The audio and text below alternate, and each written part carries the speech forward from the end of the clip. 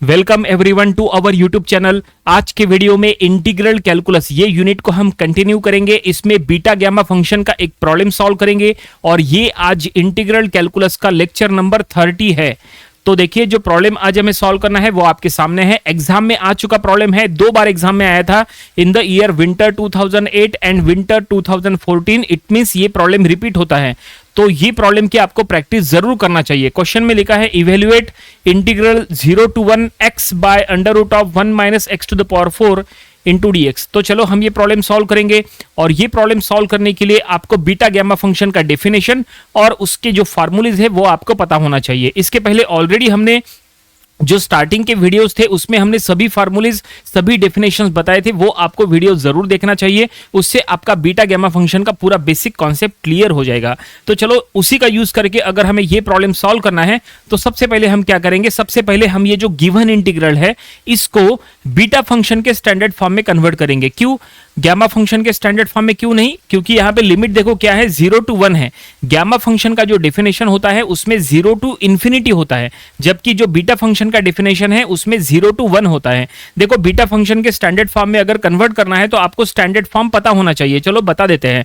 Video में आगे बढ़ने से पहले वीडियो को लाइक करो, शेयर करो और हमारे चैनल को जरूर से सब्सक्राइब करो। देखो, बीटा फंक्शन का डेफिनेशन हम आपको बता रहे, that is beta function of m n equal to integral 0 to 1 x to the power m minus 1 into 1 minus x to the power n minus 1 into d x. देखो, ये है beta function का definition. यहां पे आप देख सकते हैं कि जो इंटीग्रल का लिमिट है वो फ्रॉम 0 to 1 है, जबकि गैमा फंक्शन का जो डेफिनेशन था उसमें लिमिट 0 to इंफिनिटी होता है। तो अगर यहाँ पे 0 to इंफिनिटी हो तो फिर हम सोच सकते हैं कि उसको गैमा फंक्शन के स्टैंडर्ड फॉर्म में कन्वर्ट करें, क्योंकि एग्जाम में सबसे मेन कंफ्यूजन यही होता है कि कौन से फॉर्म में कन्वर्ट करना, गैमा फंक्शन के फॉर्म में या बीटा फंक्शन के फॉर्म में। क्योंकि एग्जाम में क्वेश्चन तो बस इतना ही दिया रहेगा, यहाँ पे लिखा थोड़ी है कि solve the problem by gamma function या बाय बीटा फंक्शन। ये आपको डिसाइड करना है कि इसको कौन से स्टैंडर्ड फॉर्म में कन्वर्ट करना है। तो हम इसको बीटा फंक्शन के फॉर्म में क्यों कन्वर्ट कर रहे हैं वो आप समझ गए ना, क्योंकि लिमिट जो है वो 0 to 1 है, तो बीटा फंक्शन के स्टैंडर्ड फॉर्म में कन्वर्ट करना आसान रहेगा और आसानी से सॉल्व भी हो जाएगा। तो चलो फाइनली अब हम ये स्टैंडर्ड फॉर्म में कन्वर्ट करेंगे। ये बीटा फंक्शन का स्टैंडर्ड फॉर्म है, यानी उसका डेफिनेशन है। ठीक है, beta function of m n integral 0 to 1 x to the power m minus 1 1 minus x to the power n minus 1 dx। हम ये गिवन इंटीग्रल को ये फॉर्म में कन्वर्ट करेंगे। कन्वर्ट होने के बाद फिर जाके हम इसमें अगर हो सके तो आगे गैमा फंक्शन के भी फार्मूलेज अगर यूजफुल हो तो हम यूज करेंगे। ठीक है, स्टार्ट करें। तो चलो यहां पे हम सॉल्व करना स्टार्ट करते हैं। तो सबसे पहले हम गिवन इंटीग्रल को एज आई ले लेंगे ताकि सॉल्व करने में आसानी हो। Let I equal to given integral. देखो, ये गिवन इंटीग्रल पूरा एज इट इज हम यहां से कॉपी करके यहां पे लिख लेते हैं। ठीक है, और अब हमें देखो इसको कैसे कन्वर्ट करना है। देखो, इसको बीटा फंक्शन के स्टैंडर्ड फॉर्म में वो समझ लो, यानी डेफिनेशन के अकॉर्डिंग कैसे इसको कन्वर्ट करना है। देखो यहाँ पे देखो लिमिट जो है वो मैच कर रहा है, जो इंटीग्रल है 0 to 1 वो हो रहा है मैच। बाकी देखो यहाँ पे जो फॉर्म है यहाँ पे ऐसा कुछ भी मैच नहीं हो रहा है। ऊपर से यहाँ अंडर रूट भी है, तो हम क्या करेंगे, ये अंडर रूट को यहाँ से हटा देंगे। एक्स टू द पावर 4 के जगह हम कुछ यहाँ पुट करेंगे। इट मीन्स हम यहाँ पे सब्सटीट्यूशन मेथड का यूज करने वाले हैं। क्या पुट करेंगे, देखो put x to the power 4 के जगह टी पुट करो। Put x to the power 4 is equal to t. अब यहां से x का वैल्यू निकालो, तो x का वैल्यू हो जाएगा x is equal to t to the power 1/4, क्योंकि x का पावर हटा दिए और वो जो पावर है वो इधर आ गया, that is t to the power 1/4 हो गया। ठीक है, और अब इसको डिफरेंशिएट करो, क्योंकि हमें सब्स्टिट्यूट करना है तो इसको डिफरेंशिएट करना पड़ेगा। तो x का डिफरेंशिएशन हो जाएगा dx, और टी टू द पावर 1/4 का डिफरेंशिएशन हो जाएगा 1/4 टी टू द पावर यहाँ पे -3/4 ऐसा हो जाएगा, और t का हो जाएगा dt। ठीक है, देखो डिफरेंशिएशन आपको आना चाहिए। अगर आपको डिफरेंशिएशन नहीं आता है तो फिर आपको दिक्कत हो जाएगी। तो हल्के फुल्के फार्मूलेस बस आपको पता होना चाहिए। यहाँ पे हमने फार्मूला कौन सा यूज किया, देखो फार्मूला ये यूज किया, दैट इज जैसे आपको पता है d/dx of x to the power n क्या होता है, n x to the power n minus 1 होता है ना, है कि नहीं? तो उसी का तो हम यहाँ यूज किया। देखो t to the power n के फॉर्म में था, है ना। जैसे मान लो x to the power n है तो n x to the power n minus 1, तो t to the power n है तो n t to the power n minus 1, यानी 1/4 बाहर आ गया, और उसका जो पावर है वो 1/4 माइनस 1 हो गया, तो ये -3/4 ऐसा। ठीक है, इस तरह से बाय यूजिंग दैट फार्मूला तो हो गया। तो अब हम लिमिट भी चेक कर लेंगे। देखो ये जो लिमिट है वो x का लिमिट है, लेकिन हम t के फॉर्म में लिख रहे हैं तो हमें t का लिमिट फाइंड आउट करना पड़ेगा। चलो देखते हैं t का लिमिट यहाँ पे क्या होगा। तो अगर हमें t का लिमिट फाइंड आउट करना है तो x का लोअर लिमिट देखो क्या है, x का लोअर लिमिट 0 है, तो t का लोअर लिमिट ये भी 0 हो जाएगा। ठीक है, x का अपर लिमिट क्या है, 1 है, तो t का भी अपर लिमिट 1 हो जाएगा।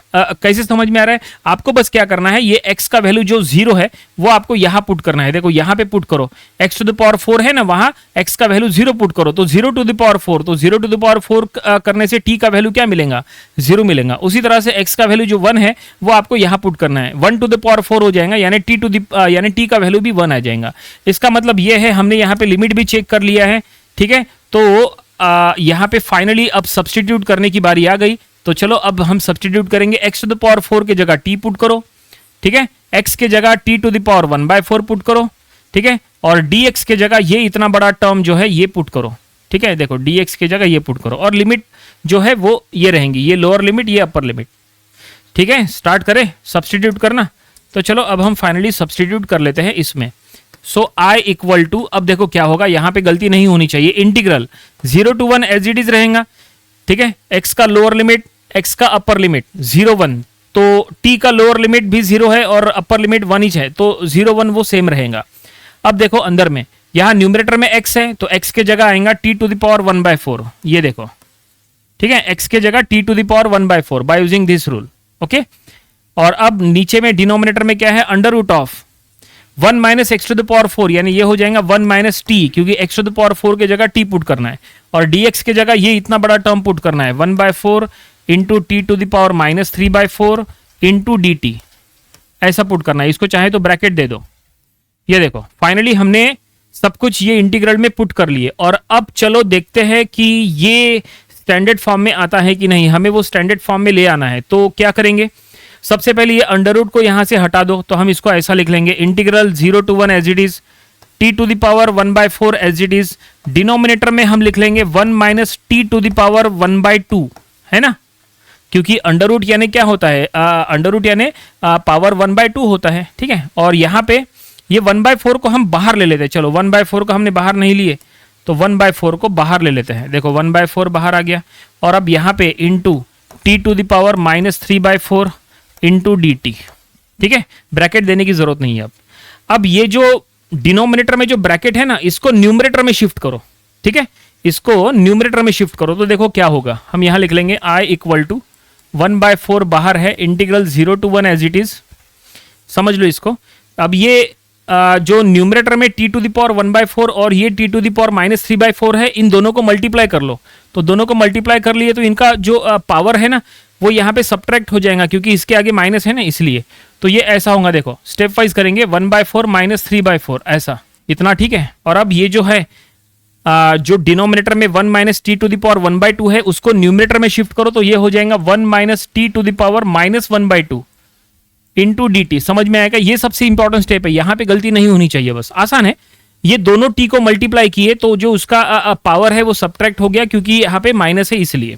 और ये जो डिनोमिनेटर का ब्रैकेट है इसको न्यूमरेटर में शिफ्ट कर लिए तो पावर उसका -1/2 हो गया। बाकी सब एज इट इज है। अब यहाँ पे ये दोनों को मल्टीप्लाई करो, ये यहाँ पे सब्ट्रैक्शन करो, तो 1/4 इंटीग्रल 0 to 1, तो ये क्या रहेगा, टी टू द पावर 1/4 -3/4, तो ये हो जाएगा -2/4, है कि नहीं, यानी आगे चल के -1/2 हो जाएगा। और फिर यहाँ पे 1 minus t -1/2 as it is into d t. अभी भी चेक करो क्या ये स्टैंडर्ड फॉर्म में आया, क्या ये स्टैंडर्ड फॉर्म में आया, नहीं आया, नहीं आया, तो हम इसको और थोड़ा सा सॉल्व करना पड़ेगा। ये जो -2/4 है ना, इसको हम यहीं पे 1/2 लिख लेते हैं, चलेगा ना। ठीक है, हम इसको यहीं पे 1/2 लिख लेते हैं, ये देखिए ऐसा। तो क्या ये स्टैंडर्ड फॉर्म में आया, नहीं आया, तो हम इसको स्टैंडर्ड फॉर्म में ले आएंगे, कोई बड़ी बात नहीं है स्टैंडर्ड फॉर्म में ले आना। देखो इसको नीचे कर लेते हैं, तो देखो अब ये स्टैंडर्ड फॉर्म में आने वाला है। अब ये 1/4 इंटीग्रल 0 to 1, ये जो t टू द पावर -1/2 है ना, इसको ऐसा लिखो, t टू द पावर 1/2 -1 ऐसा लिखो, ये देखिए, क्योंकि 1/2 -1 -1/2 होता है ना। ठीक है, तो हमने उसको ऐसा लिखे, ओके। और ये यहाँ पे भी वही करो, 1 minus t to the power, यहाँ पे जो -1/2 है इसको भी 1/2 -1 ऐसा लिखो इंटू डी टी, ऐसा। अब चेक करो क्या ये स्टैंडर्ड फॉर्म में आ चुका है, मैच करो दोनों को, क्या ये स्टैंडर्ड फॉर्म में आ गया? यस, ये स्टैंडर्ड फॉर्म में आ चुका है। अब ये स्टैंडर्ड फॉर्म में आ चुका है, एक मिनट इसको जरा प्रॉपर्ली लिखने दो। बिल्कुल ये स्टैंडर्ड फॉर्म में आ चुका है, क्योंकि जैसा हमने स्टैंडर्ड फॉर्म बताया है बिल्कुल उसी फॉर्म में है। चेक करो यहां पे देखो, इंटीग्रल 0 to 1 है, देखो इंटीग्रल 0 to 1 है?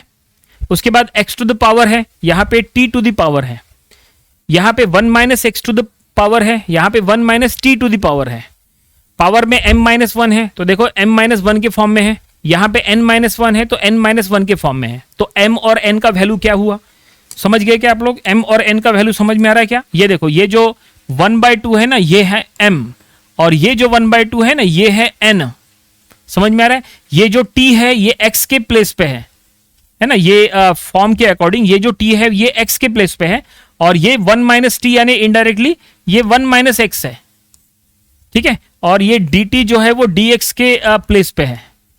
देखो पूरा आपको कंपेयर करा के दे दिए। ये देखो integral 0 to 1 x to the power m minus 1 1 minus x to the power n minus 1 into dx, ऐसा हो गया वो, समझ में आ रहा है? और अब हम स्टैंडर्ड फॉर्म में कन्वर्ट कर चुके हैं। अब बस क्या करो, इसके जगह ये पूरे इंटीग्रल के जगह बीटा फंक्शन ऑफ mn ऐसा लिख दो। तो ये हम यहां लिख लेंगे 1/4, और अब इसके जगह हमने यहां लिख लेंगे बीटा फंक्शन ऑफ 1/2 एंड 1/2, क्योंकि m का वैल्यू और n का वैल्यू दोनों वैल्यू 1/2 है। हमने कहा था m का वैल्यू और n का वैल्यू दोनों 1/2 है, तो ये देखो बीटा फंक्शन ऑफ mn के फॉर्म में आ गया। हमने कहा था ना बीटा फंक्शन ऑफ mn के फॉर्म में लिखना है, तो देखो बीटा फंक्शन ऑफ mn के फॉर्म में लिख दिया है। तो फाइनली यहां तक हम आ गए। अब इसका ये जो है इसका काम हो गया, इसको हटा देते हैं, क्योंकि आगे हमें अब और सॉल्व करना है।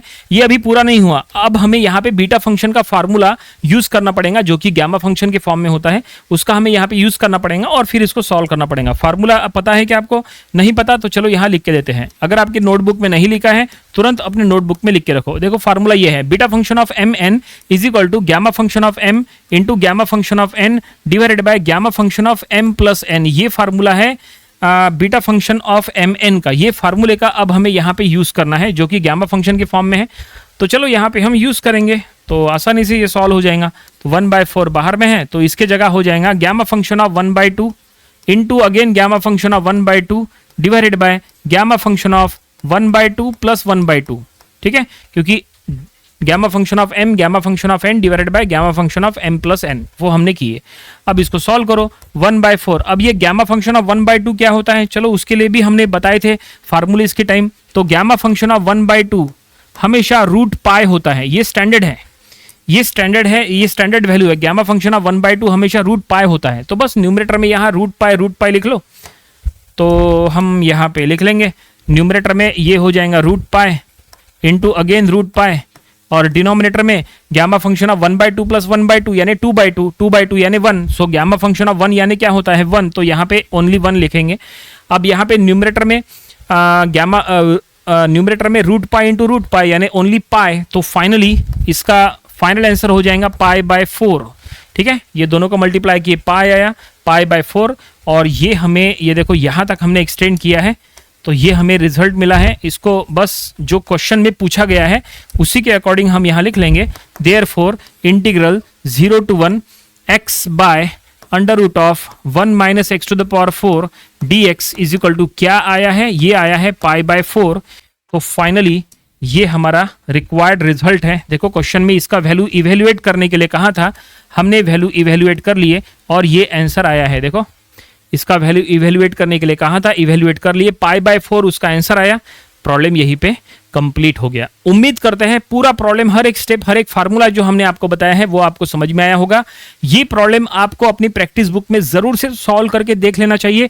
इंपॉर्टेंट प्रॉब्लम था, ऑलरेडी एग्जाम में 2 बार आ चुका है, विंटर 8 विंटर 14, इट मींस ये रिपीट होता है। इसकी प्रैक्टिस आपको जरूर से करना चाहिए। तो ये था इंटीग्रल कैलकुलस, ये यूनिट का आज का लेक्चर नंबर 30। इसके पहले के लेक्चर्स में हमने इसके जितने प्रॉब्लम्स लिए थे वो भी आपको स्टडी कर लेना चाहिए, और इसके आने वाले दिनों में हम इसके और भी नंबर ऑफ प्रॉब्लम्स कवर करेंगे ताकि इसकी और अच्छे से प्रैक्टिस हो जाए। तो मिलते हैं नेक्स्ट वीडियो में। Thanks for watching.